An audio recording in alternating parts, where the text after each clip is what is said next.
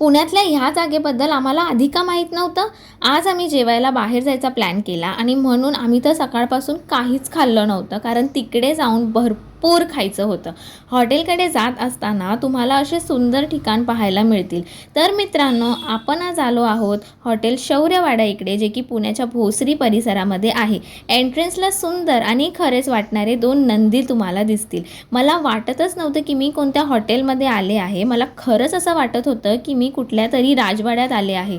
हे हॉटेल आपल्याला एकदम मराठमोळा फील देतो आणि आजूबाजूचा परिसर, निसर्ग खूप मनाला भावतो. या आजी आजोबांकडे बघून मला तर वाटलं की मी माझ्या गावीच आले आहे.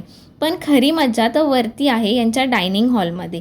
भिंतींवरती खूप सुंदर चित्रकला आपल्याला दिसेल आणि मला जे सर्वात जास्त आवडलं ते म्हणजे यांची बैठकीची सोय, जी की एकदम कम्फर्टेबल होती.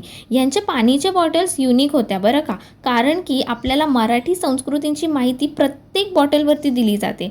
मग काय, आम्ही मागवलं तोडफोड यांचं बेस्ट सेलर चिकन रान, जे की दिसतच इतकं भारी होतं. त्यावरती भरपूर तूप टाकून खाल्लं, जे की एक नंबर होता मित्रांनो.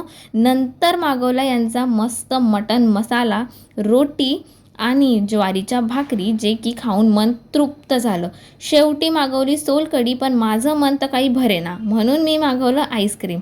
मी तर 10 पैकी 10 देईल या हॉटेलला, यांच्या फूड, ॲम्बियन्स आणि कस्टमर सर्व्हिससाठी. पुण्यात असाल तर हा अनुभव नक्की घ्या हॉटेल शौर्यवाडाला जाऊन.